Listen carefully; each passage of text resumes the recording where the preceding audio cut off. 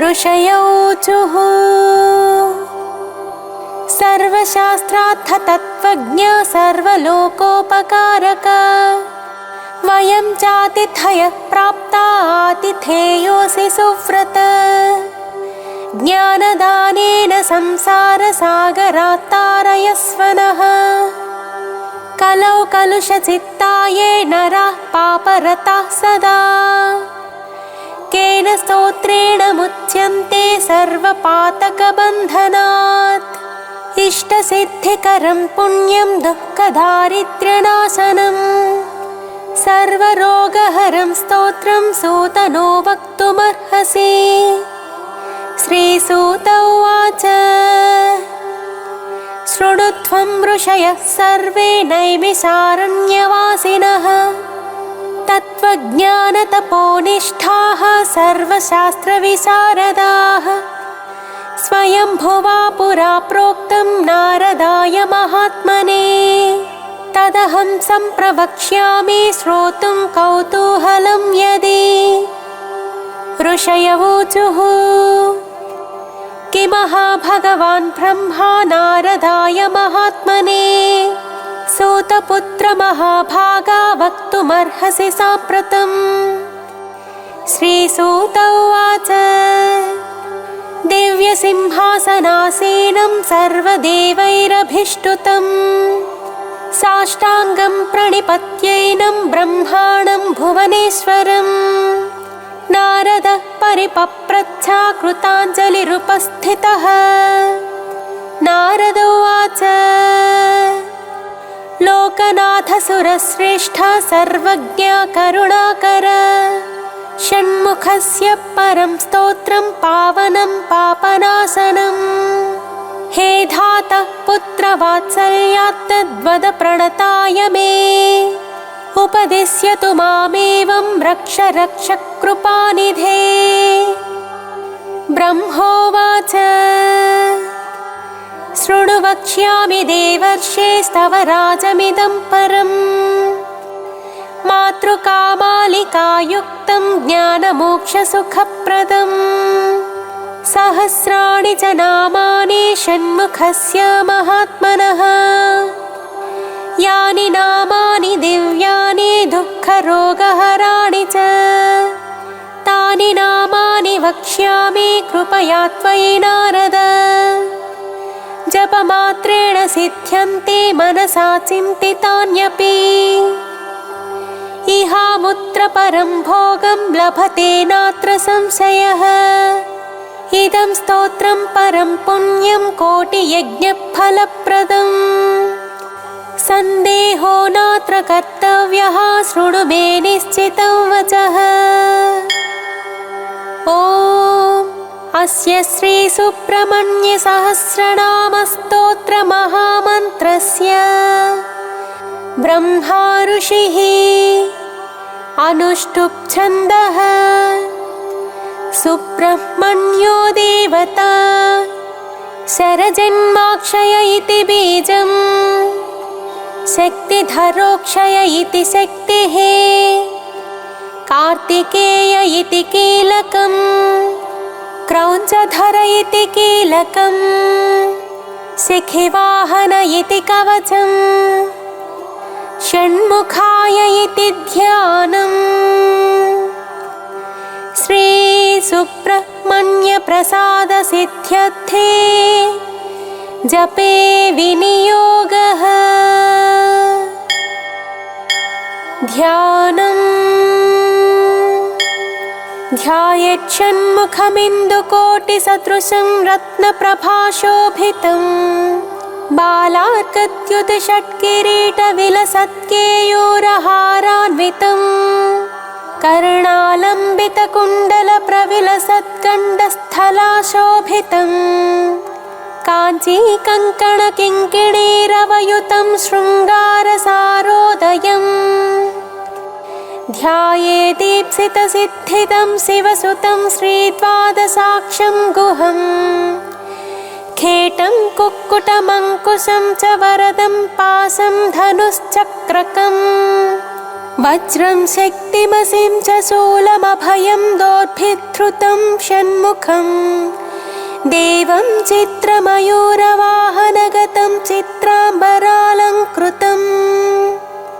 अथ श्रीसुब्रह्मण्यसहस्रनामस्तोत्रम् अचिन्त्यशक्तिरनघस्त्वक्षोभ्यस्त्वपराजितः अनाथवत्सलो मेघस्त्वशोकोऽप्यचरो भयः अत्युदारो ह्यगहरस्त्वग्रगण्यो द्विजासुतः अनन्तमहिमापारोऽनन्तसौख्यप्रदो व्ययः अनन्तमोक्षदो नादिरप्रमेयोऽक्षरोच्युतः अकल्मषोऽभिरामोऽग्रधुर्यश्चामितविक्रमः अनाथनाथो ह्यमलो ह्यप्रमत्तो मरप्रभुः अरिन्दमोऽखिलाधारस्त्वणिमादिगुणोऽग्रणीः अचञ्चलो मरस्तुत्यो ह्यकलङ्कोऽमितासनः अग्निभोरणवद्याङ्गो ह्युद्भुतो भीष्टदायकः अतीन्द्रियो प्रमेयात्मा ह्युद्धृस्यो व्यक्तलक्षणः आपद्विनाशकस्त्वार्याढ्यागमसंस्तुतः आर्तसंरक्षणस्वाध्य आनन्दस्त्वार्यसेवितः आश्रितेष्टार्थवरदानन्द्यात्तफलप्रदः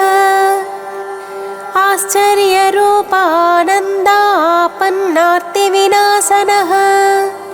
इभवक्त्रानुजस्त्विष्टा इभासुरहरात्मजः इतिहासश्रुतिस्तुत्या इन्द्रभोगफलप्रदः इष्टापूर्तफलप्राप्तिरिष्टेष्टवरदायकः इहामुत्रेष्टफलदा इष्टदस्त्विन्द्रवन्दितः ईडनेयस्त्वेषपुत्रा ईप्सितार्थप्रदायकः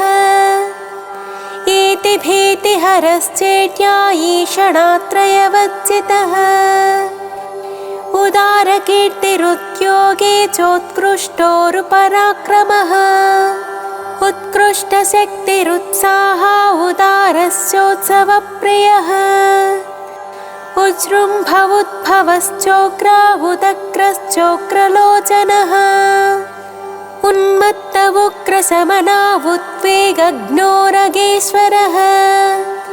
उरुप्रभावश्चोदीर्णा उमापुत्र उदारधीः ऊध्वरेतस्तुतस्तूध्वा गतिदस्तो च पालकः ऊचितस्तोध्वगस्तोध्वा ऊध्वलोकैकनायकः ऊर्जावानोचितोदारा ऊचितोचितशासनः ऋषिदेवगणस्तुत्यारुणत्रयविमोचनः ऋजुरूपो ह्युजकरा ऋजुमार्गप्रदर्शनः ऋतंभरो ऋजुप्रीता वृषभस्तृद्धितस्तृतः लुलितोद्धारको लोतभवपाशप्रभञ्जनः एणाङ्कधर सत्पुत्रा एकयेनो विनाशनः ऐश्वर्यतश्चैन्द्रभोगी चैतिह्यश्चैन्द्रवन्दितः ओजस्वी चौषधिस्थानमोजोदश्चौदनप्रदः औदार्यशील औमेया औग्रौन्नत्यदायकः औदार्य औषधकरा औषधं चौषधाकरः अंशुमानं सुमालीट्याम्बिकातनयोन्नदः अन्धकारिसुतोऽन्धत्वाहारे चाम्बुजलोचनः अस्तमयो मराधेशो ह्यस्पष्टो स्तोकपुण्यदः हस्तामित्रोस्तरूपश्चास्कलत्सुगतिदायकः कार्तिकेयः कामरूपः कुमारः क्रौञ्चधारणः कामदः कारणं काम्यः कमनीयः कृपाकरः काञ्चनाभः कान्तियुक्तः कामी कामप्रदः कविः कीर्तिकृत्कुक्कुटधरः कूटस्थ कुवलेक्षणः कुङ्कुमाङ्गः क्लमहरः कुशलः कुक्कुटध्वजः कुशानुसम्भवः क्रूरः क्रूरज्ञः कलितापहृत् कामरूपः कल्पतरुः कान्तकामितदायकः कल्याणकृत्क्लेशनाशः कृपालुः करुणाकरः कलुषज्ञः क्रियाशक्तिः कठोरः कवचीकृति कोमलाङ्गः कुशप्रीतः कुत्सितज्ञः कलाधरः ख्यातः खेटधरः खड्गी खट्वाङ्गी खलनिग्रहः ख्यातिप्रदः खेचरेशः ख्यातिः खेचरस्तुतः खरतापहरः स्वस्थः खेचर खेचराश्रयः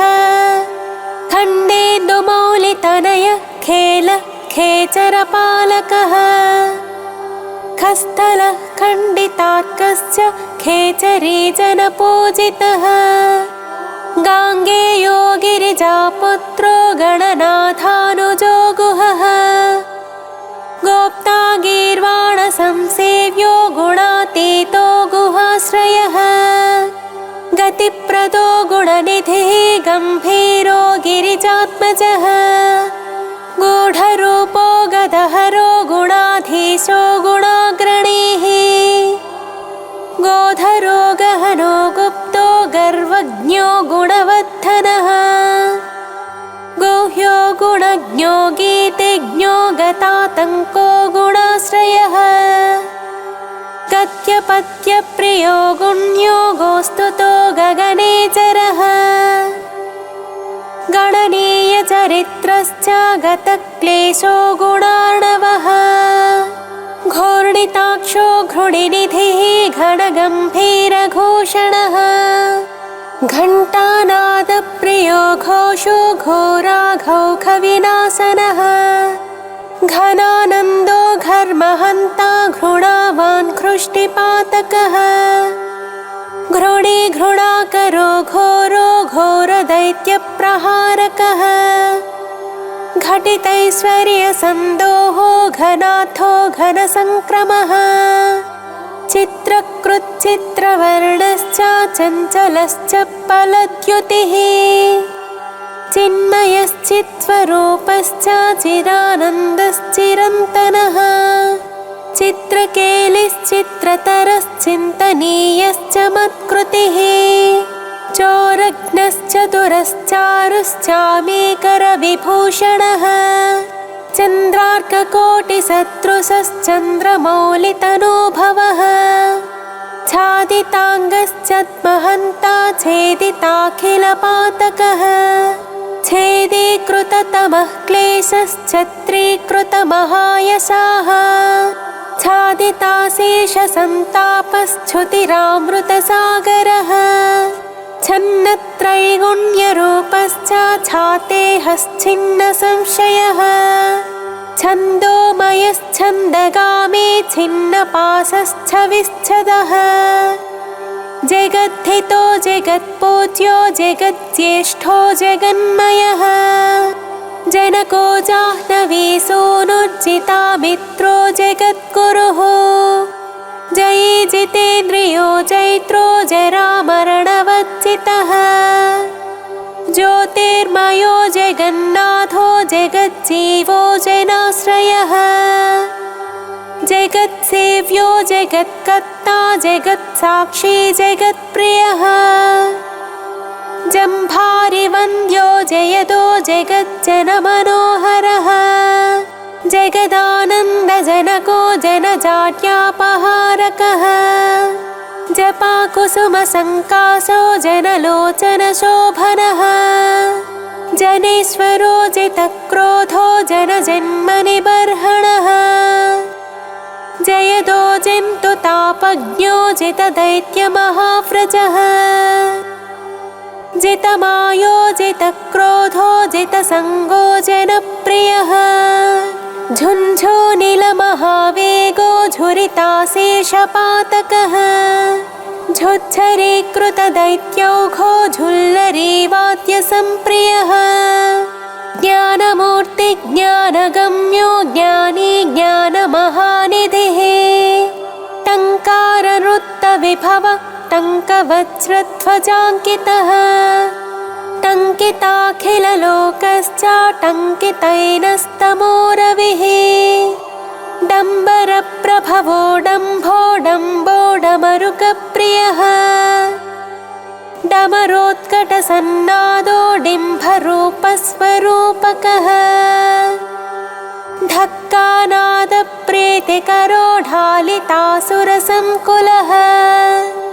धौकितामरसन्दोहो ढुण्ढिविघ्नेश्वरानुजः तत्त्वज्ञस्तत्त्वगस्तीव्रस्तपोरूपस्तपोमयः त्रयीमयस्त्रिकालज्ञस्त्रिमूर्तिस्त्रिगुणात्मकः त्रिदशेषस्तारकारिस्तापज्ञस्तापसप्रियः तुष्टिदस्तुष्टिकृत्तीक्ष्णस्तपोरूपस्त्रिकालवित् स्तोतास्तव्यस्तव प्रीतस्तुतिस्तोत्रं स्तुतिप्रियः स्थितस्थायी स्थापकश्च स्थूलसूक्ष्मप्रदर्शकः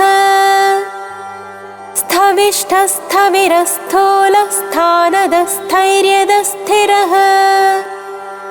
दान्तोदयापरो दाता दुरितज्ञो दुरासदः दर्शनीयो दयासारो देवदेवो दयानिधिः दुराधर्षो दुर्विगाह्यो दक्षो दर्पणशोभितः दुर्धरो दानशीलश्च द्वादशाक्षो द्विषट्भुजः द्विषट्कर्णो द्विषट्बाहुर्तेन सन्तापनाशनः दन्दशोकेश्वरो देवो देव्यो देव्याकृतितमः दीर्घवृत्तो दीर्घबाहुर्दीर्घदृष्टिर्धिवस्पतिः दण्डो दमयिता दर्पो देवसिंहो दृढव्रतः दुर्लभो दुर्गमो दीप्तो दुष्प्रेक्ष्यो दिव्यमण्डनः दुरोदरज्ञो दुःखज्ञो दुरारिज्ञो दिशाम्पतिः दुर्जयो देवसेनेशो दुर्ज्ञेयो दुरतिक्रमः दम्भो दृप्तश्च देवर्षिदैवज्ञो दैवचिन्तकः धुरन्धरो धर्मपरो धनदो धृतिवर्धनः धर्मेशो धर्मशास्त्रज्ञो धन्वी धर्मपरायणः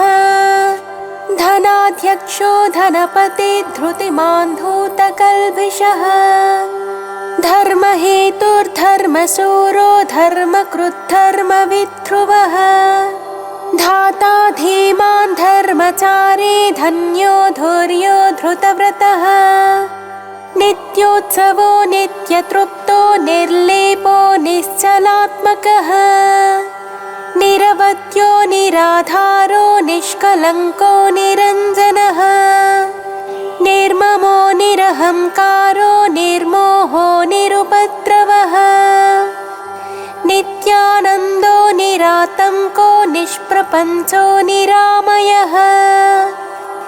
निरवध्यो निरीहश्च नित्यशो निर्मलात्मकः नित्यानन्दो निच्चरेशो निस्सङ्गो निगमस्तुतः निष्कण्टको निरालम्बो निष्प्रत्योहो निरुद्भवः नित्यो नियतकल्याणो निर्विकल्पो निराश्रयः नेता निधिर्नैकरूपो निराकारो नदीसुतः पुलिन्दकन्यारमणः पुरुजित्परमप्रियः प्रत्यक्षमूर्तिः प्रत्यक्षः परेशः पूर्णपुण्यदः पुण्याकरः पुण्यरूपः पुण्यः पुण्यपरायणः पुण्योदयः परं ज्योतिः पुण्यकृत् पुण्यवर्धनः परानन्दः परतरः पुण्यकीर्तिः पुरातनः प्रसन्नरूपः प्राणेशः पन्नगः पापनाशनः प्रणतार्तिहरः पूर्णः पार्वतीनन्दनः प्रभुः पूतात्मा पुरुषः प्राणः प्रभवः पुरुषोत्तमः प्रसन्नः परमस्पष्टः परः परिव्रूढः परः परमात्मा परब्रह्मा परार्थः प्रियदर्शनः पवित्रः पुष्टिदः पूर्तिः पिङ्गळः पुष्टिवर्धनः पापहारी पाशधरः प्रमत्तासुरशिक्षकः पावनः पावकः पूज्यः पूर्णानन्दः परात्परः पुष्कलः प्रवरः पूर्वः पितृभक्तः पुरोगमः प्राणदः प्राणिजनकः प्रतिष्ठः पावकोद्भवः परब्रह्मस्वरूपश्च परमैश्वर्यकारणम् परद्धितः पुष्टिकरः प्रकाशात्मा प्रतापवान् प्रज्ञापरः प्रकृष्टार्थः पृथुपराक्रमः फणीश्वरः फणिवरः फणामणिविभूषणः फलदः फलहस्तश्च फुल्लाम्बुजविलोचनः फडुच्चाटितपापौघः फणिलोकविभूषणः बाहुलेयो बृहद्रूपो बलिष्ठो बलवान् बली ब्रह्मेश विष्णुरूपश्च बुद्धो बुद्धिमताम्बरः बालरूपो ब्रह्मगर्भो ब्रह्मचारी बुधप्रियः बहुश्रुतो बहुमतो ब्रह्मण्यो ब्राह्मणप्रियः बलप्रमथनो ब्रह्मा बहुरूपो बहुप्रदः बृहद्भानुतनोद्भूतो बृहत्सेनो विलेशयः बहुबाहुर्बलश्रीमान् बहुदैत्यविनाशकः बिलद्वारान्तरालस्थो बृहच्छक्तिधनुद्धरः बालार्कद्युतिमान् बालो बृहद्वक्षा बृहद्धनुः भव्यो भोगीश्वरो भाव्यो भवनाशो भवप्रियः भक्तिगम्यो भयहरो भावज्ञो भक्तसुप्रियः भुक्तिमुक्तिप्रदो भोगी भगवान् भाग्यवर्धनः भ्राजिष्णुर्भावनो भर्ता भीमो भीमपराक्रमः भूतिदो भूतिकृद्भोक्ता भूतात्मा भुवनेश्वरः भावको भीकरो भीष्मो भावकेष्टो भवोद्भवः भवतापप्रशमनो भोगवान् भूतभावनः भोज्यप्रदो भ्रान्तिनाशो भानुमान् भुवनाश्रयः भूरिभोगप्रदो भद्रो भजनीयोऽभिषग्वरः महासेनो महोदारो महाशक्तिर्महाद्युतिः महाबुद्धिर्महावीर्यो महोत्साहो महाबलः महाभोगी महामाये मेधावी मेखली महान्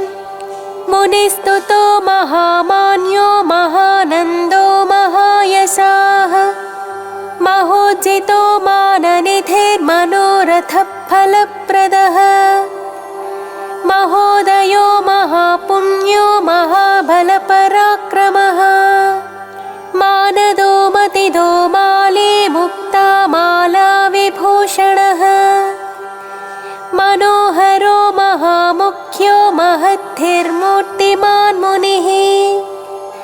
महोत्तमो महोपायो मोक्षदो मङ्गलप्रदः मुदाकरो मुक्तिदाता महाभोगो महोरगः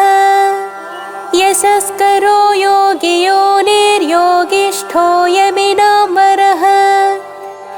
यशस्वी योगपुरुषो योग्यो योगनिधिर्यमे यतिसेव्यो योगयुक्तो योगविद्योगसिद्धिदः यन्त्रो यन्त्रे च यन्त्रज्ञो यन्त्रवान् यन्त्रवाहकः यातनारहितो योगी योगीशो योगिनाम्बरः रमणीयो रम्यरूपो रसज्ञो रसभावनः रञ्जनो रञ्जितो रागी रुचिरो रुद्रसम्भवः रणप्रियो रणोदारो रागद्वेषविनाशनः रत्नाचिरुचिरो रम्यो रूपलावण्यविग्रहः रत्नाङ्गदधरो रत्नभूषणो रमणीयकः रुचिकृत्रो च मानश्च रञ्जितो रोगनाशनः राजीवाक्षो राजराजो रक्तमाल्यानुलेपनः राजद्वेदागमस्तुत्यो रजः सत्त्वगुणान्वितः रजनीशकलारम्यो रत्नकुण्डलमण्डितः रत्नसन्मौलिशोभाढ्यो रणन्मञ्जीरभूषणः लोकैकनाथो लोकेशो ललितो लोकनायकः लोकरक्षो लोकशिक्षो लोकलोचनरञ्जितः लोकबन्धुर्लोकधाता लोकत्रयमहाहितः लोकचूडामणिर्लोकवन्द्यो लावण्यविग्रहः लोकाध्यक्षस्तु लीलावान् लोकोत्तरगुणान्वितः वरिष्ठो वरदो वैद्यो विशिष्टो विक्रमो विभुः विबुधाग्रचरो वस्यो विकल्पपरिवर्जितः विपासो विगतातङ्को विचित्राङ्गो विरोचनः विद्याधरो विशुद्धात्मा वेदाङ्गो विबुधप्रियः वचस्करो व्यापकश्च विज्ञानी विनयान्वितः विद्वत्तमो विरोधिज्ञो वीरो विगतरागवान्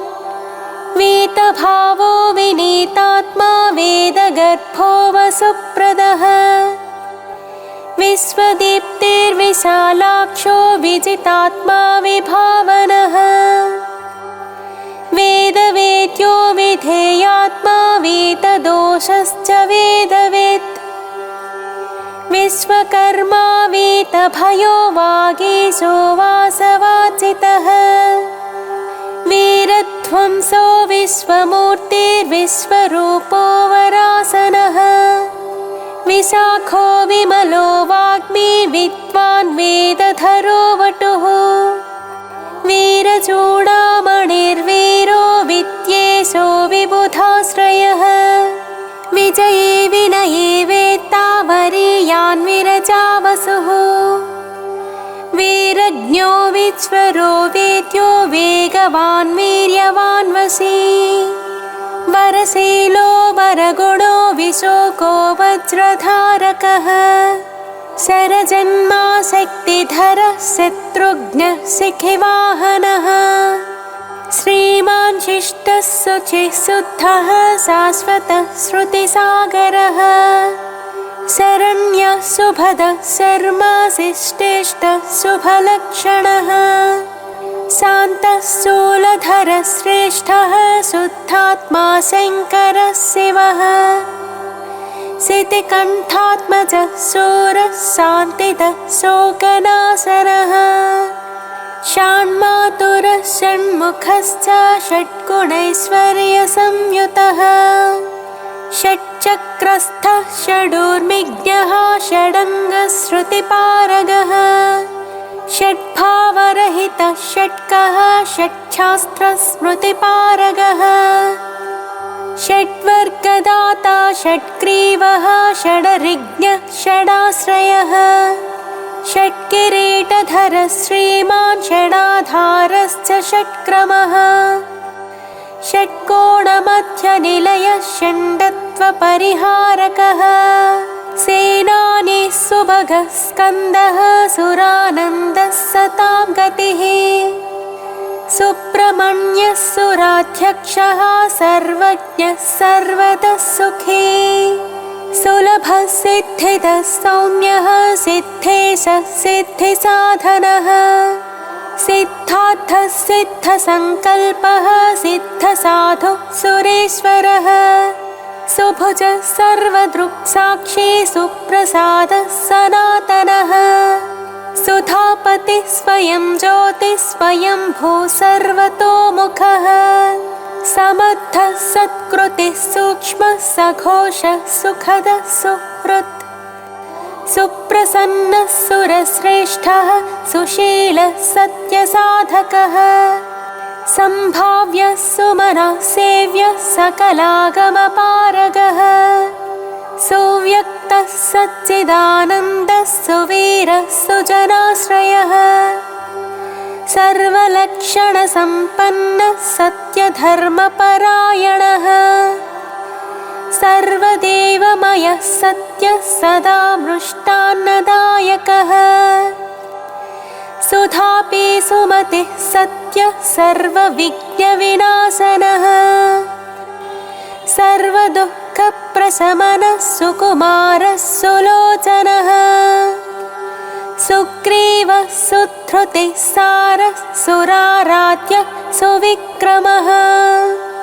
सुरारिघ्नः स्वर्णवर्णः सर्पराजः सदा शुचिः सप्ताचिद्भूः सुरवरः सर्वायुधविशारदः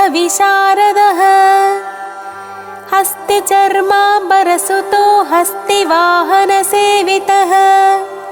हस्तचित्रायुधधरो हृताघो हसिताननः हेमभूषो हरिद्वर्णो हृष्टिदो हृष्टिवर्धनः हेमाद्रिभित्तं सरूपो हुङ्कारहतकिल्बिषः हिमाद्रिजाता तनुजो हरिकेशो हिरण्मयः हृद्यो हृष्टो हरिसखो हंसो हंसगतिर्हविः हिरण्यवर्णो हितक्रुद्धर्षदो हेमभूषणः हरप्रियो हितकरो हतपापो हरोद्भवः क्षेमदक्षेमकृच्छेम्यः क्षेत्रज्ञक्षामवच्चितः क्षेत्रपालक्षमाधारः क्षेमक्षेत्रक्षमाकरः क्षुत्रज्ञक्षान्तिदक्षेमः क्षितिभूषक्षमाश्रयः क्षालिताघः क्षितिधरः क्षीणसंरक्षणक्षमः क्षणभङ्गुरसन्नद्धः घनशोभिकपर्तकः क्षितिभृन्नाथतनया मुखपङ्कजभास्करः क्षताहितक्षरक्षन्ताक्षतदोषक्षमानिधिः क्षपिताखिलसन्तापक्षपानाथसमाननः इति नाम्नां सहस्राणि षण्मुखस्य च नारद यः पठेत् शृणुयाद्वापि भक्तियुक्तेन चेतसा स सद्यो मुच्यते पापैर्मनोवाक्कायसम्भवैः आयुर्वृत्तिकरं पुंसां स्थैर्यवीर्यविवर्धनम् वाक्येनैकेन वक्ष्यामि वाञ्छितार्थं प्रयच्छति तस्मात् सर्वात्मना ब्रह्मन् नियमेन जपेत् सुधीः इति स्कन्दपुराणे ईश्वरप्रोक्ते ब्रह्मनारदसंवादे श्रीसुब्रह्मण्यसहस्रनामस्तोत्रम्।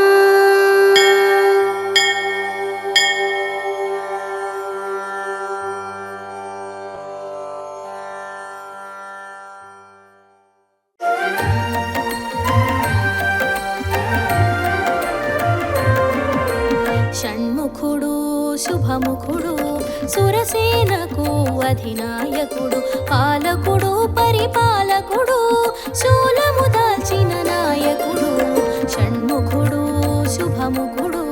సురసేనకు అధినాయకుడు పాలకుడు పరిపాలకుడు శూలము దాల్చిన నాయకుడు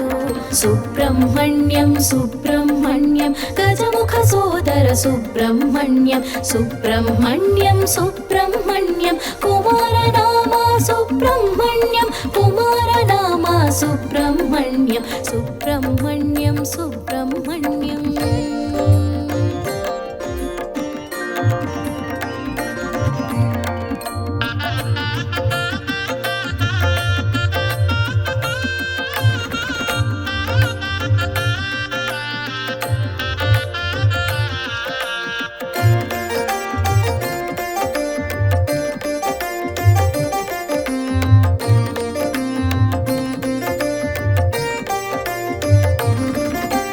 విశ్వతేజస్సు విరియంగా విశ్వవ్యాప్తమై వెలిగేను క్రౌంచగిరిపై వసించి కన్నుల కాంతులు నింపేను శివతేజమున తెలిసేను రెల్లు పొదలలో విరిసేను శివతేజమున తెలిసేను రెల్లు పొదలలో విరిసేను పల్లెము దాల్చి నిలిచేను భగంగేయునిగా పెరిగేను షణ్ముఖుడు శుభముఖుడు సురసేనకు అధినాయకుడు పాలకుడు పరిపాలకుడు శూలము దాల్చిన నాయకుడు సుబ్రహ్మణ్యం సుబ్రహ్మణ్యం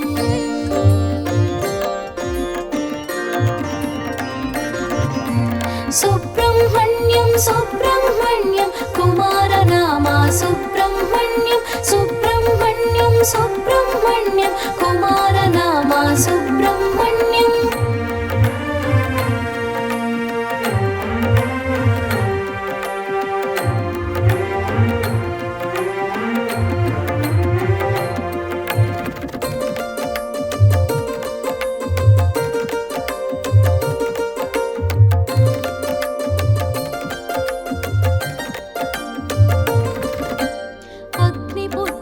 తెలిసేను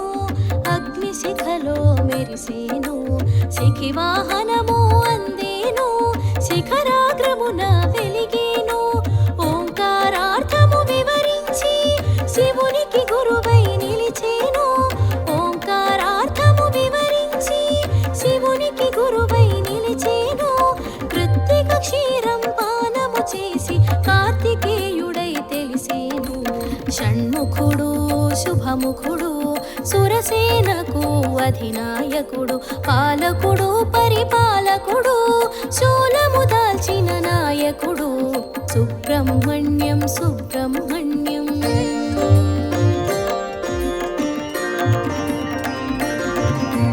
సుబ్రహ్మణ్యం సుబ్రహ్మణ్యం కుమారనామ సుబ్రహ్మణ్యం సుబ్రహ్మణ్యం సుబ్రహ్మణ్యం కుమారనామ సుబ్రహ్మణ్యం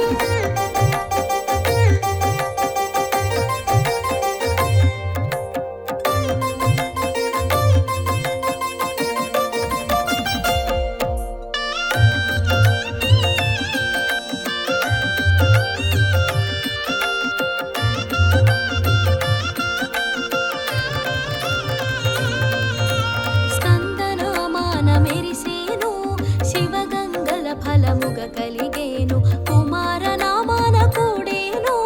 స్వామి నామాన శోభించేను తారకాసురుని తుదముట్టించి సురముని క్షోభను తీర్చేను తారకాసురుని తుదముట్టించి సురముని క్షోభను తీర్చేను శక్తిధరునిగా భాసించి ముక్తి ప్రదాతగా మెరిసేను షణ్ముఖుడు శుభముఖుడు సురసేనకు అధినాయకుడు పాలకుడు పరిపాలకుడు శూలము దాల్చిన నాయకుడు సుబ్రహ్మణ్యం సుబ్రహ్మణ్యం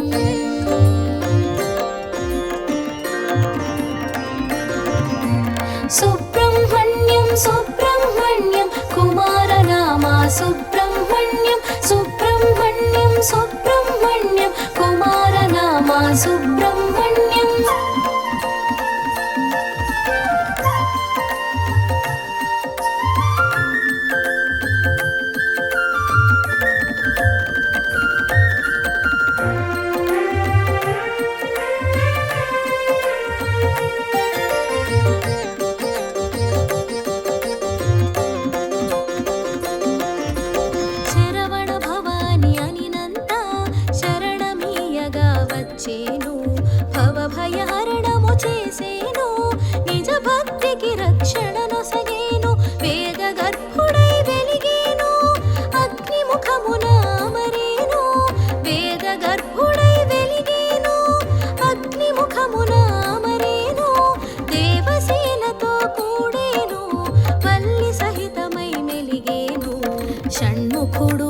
శుభముఖుడు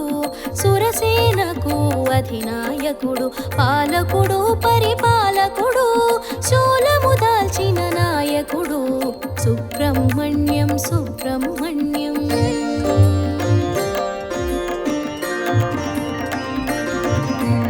సుబ్రహ్మణ్యం సుబ్రహ్మణ్యం కుమారనామ సుబ్రహ్మణ్యం సుబ్రహ్మణ్యం సుబ్రహ్మణ్యం కుమారనామ సుబ్రహ్మణ్యం.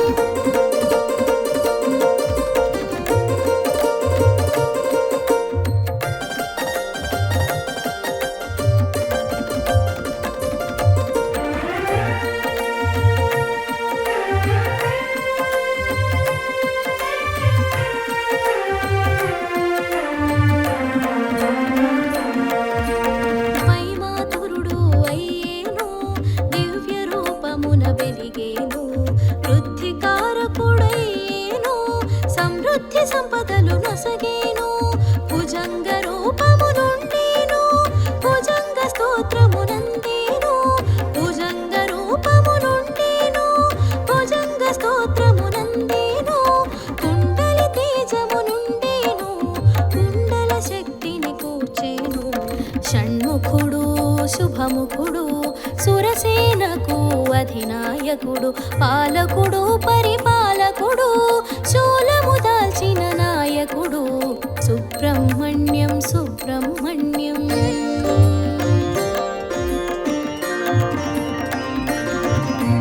సుబ్రహ్మణ్యం సుబ్రహ్మణ్యం కుమారనామ సుబ్రహ్మణ్యం సుబ్రహ్మణ్యం సుబ్రహ్మణ్యం కుమారనామ సుబ్రహ్మణ్యం.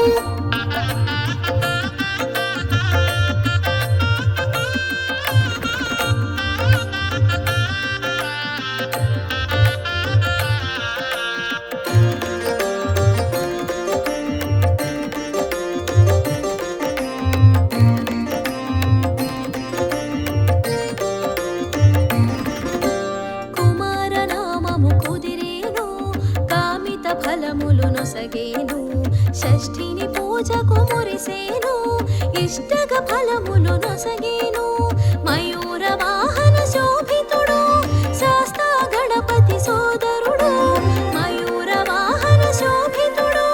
శాస్తా గణపతి సోదరుడు షట్చక్రముల సంచాలకుడు కుండల శక్తిగా కదిలేను షణ్ముఖుడు శుభముఖుడు సురసేనకు అధినాయకుడు పాలకుడు పరిపాలకుడు శూలము దాల్చిన నాయకుడు సుబ్రహ్మణ్యం సుబ్రహ్మణ్యం.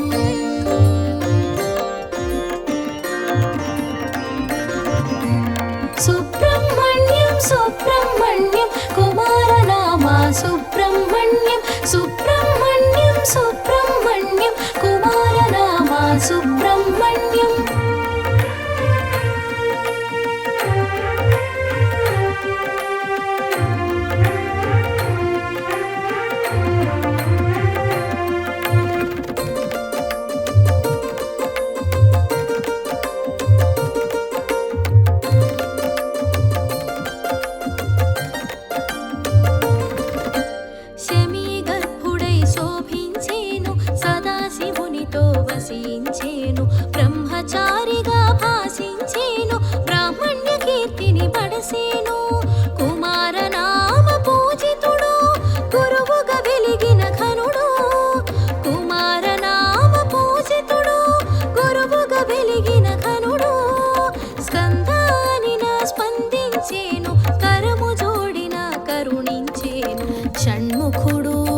శుభముఖుడు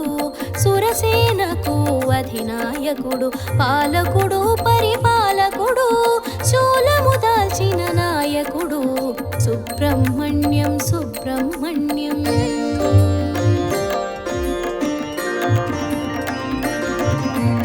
సుబ్రహ్మణ్యం సుబ్రహ్మణ్యం కుమారనామా సుబ్రహ్మణ్యం సుబ్రహ్మణ్యం సుబ్రహ్మణ్యం కుమారనామా సుబ్రహ్మణ్యం.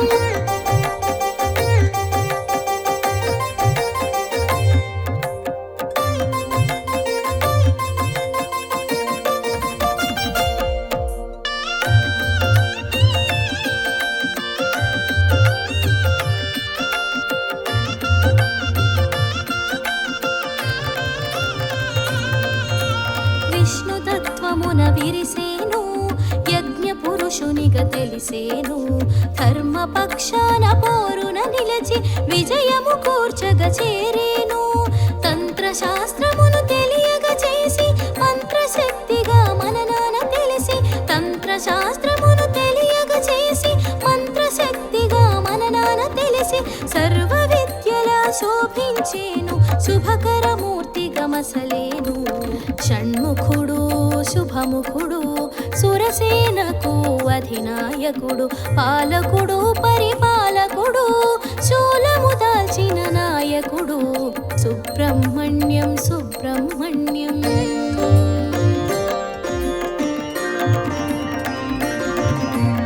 సుబ్రహ్మణ్యం సుబ్రహ్మణ్యం కుమారనామా సుబ్రహ్మణ్యం సుబ్రహ్మణ్యం సుబ్రహ్మణ్యం కుమారనామా సుబ్రహ్మణ్యం.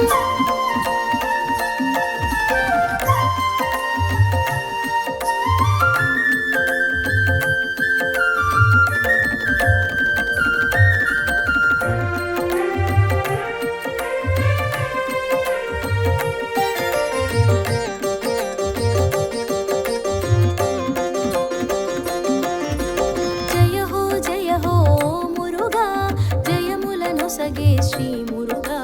జ్ఞాన ప్రదాత జయ మురుగా జ్ఞానము నీవే ఓ మురుగా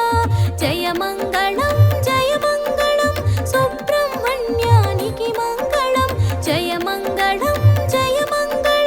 సుబ్రహ్మణ్యానికి మంగళం సురసేనాధ్యక్షునకు మంగళం ఈశ్వర శక్తికి జయ మంగళం షణ్ముఖుడు శుభముఖుడు సురసేనకు అధినాయకుడు పాలకుడు పరిపాలకుడు శూలము దాల్చిన నాయకుడు సుబ్రహ్మణ్యం సుబ్రహ్మణ్యం.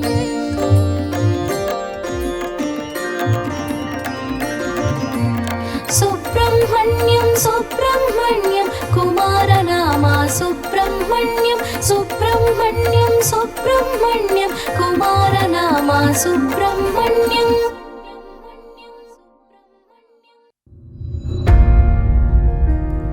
సదా బాలరూపాపి విజ్ఞాత్రిహంత్రి మహాదంతి వక్త్రాపి పంచాస్య మాన్య విధేంద్రాదిమృగ్యా గణేశాభిధామే విధత్తాం శ్రియం కాపి కళ్యాణమూర్తిః.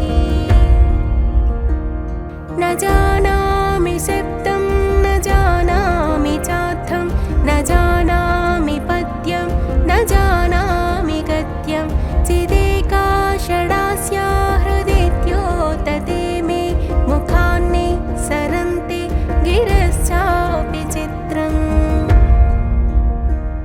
మయూరాధిరూఢం మహావాక్యగూఢం మనోహారిదేహం మహచ్చేత్తగేహం మహీదేవదేవం మహావేదభావం మహాదేవబాలం భజే లోకపాలం.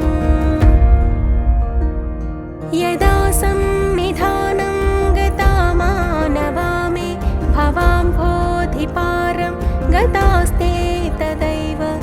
ఇత్థ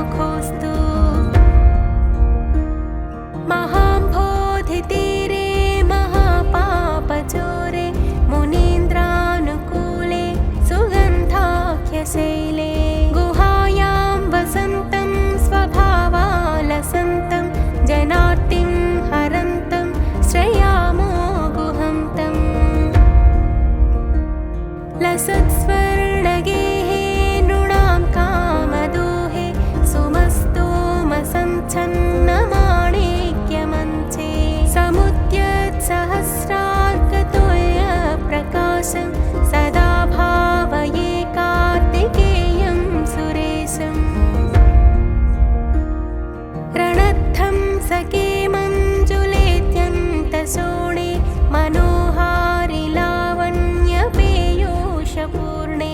मनःषट्पदो मे भवक्लेशतप्तः सदा मोदतां स्कन्दते पादपद्मे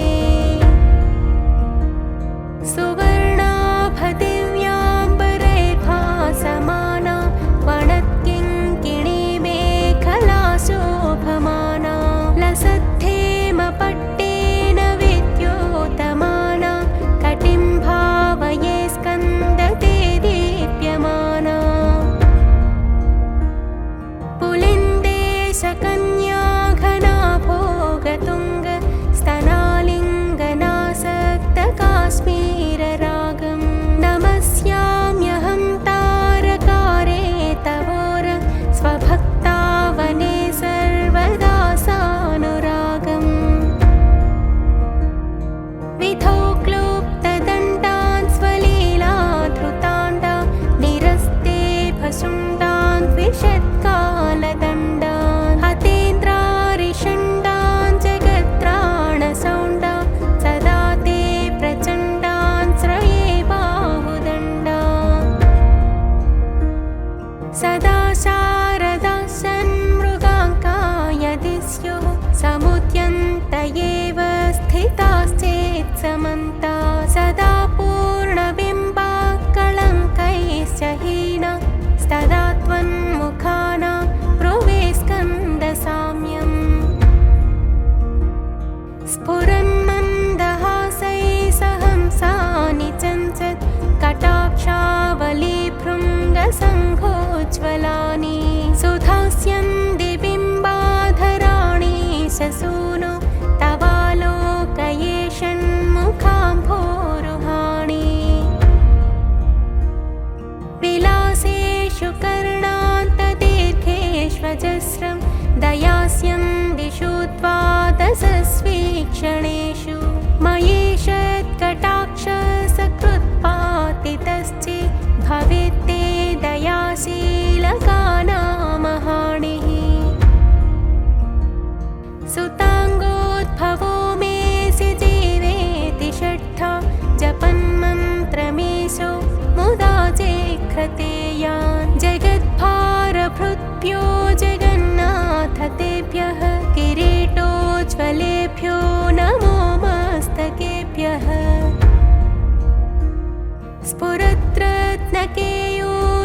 स्फुरद्रत्नकेयूरहाराभिराम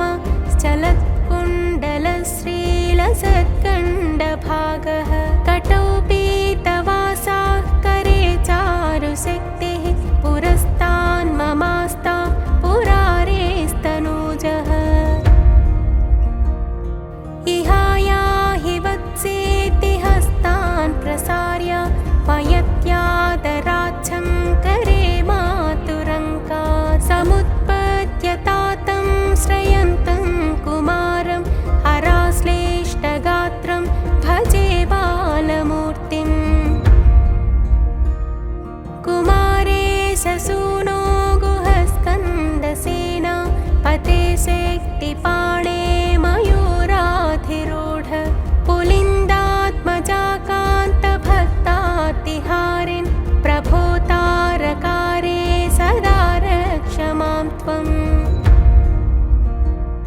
प्रशान्तेन्द्रियेणाष्टसङ्गे विचेष्टे कफोत्कारि वक्त्रे भयोत्कम्पि गात्रे प्रयाण्मोन्मुखे मय्यनाथे तदानीं द्रुतं मे दयालो भवाग्रे गुहत्वम्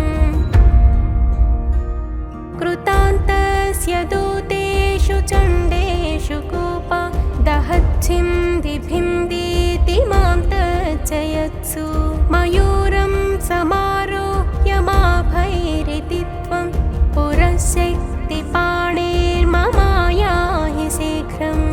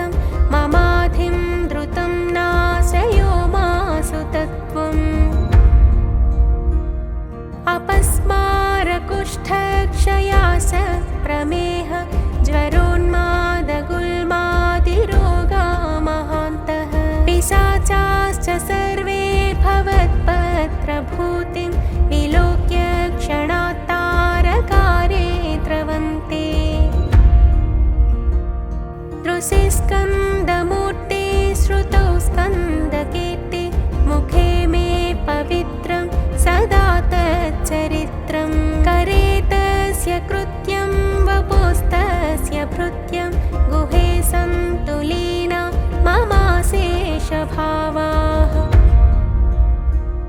मुनीनामुताहो नृणां भक्तिभाजा मभीष्टप्रदा सन्ति सर्वत्र देवाः नृणामन्त्यजानामपि स्वार्थदाने गुहादेव मन्यं न जाने न जाने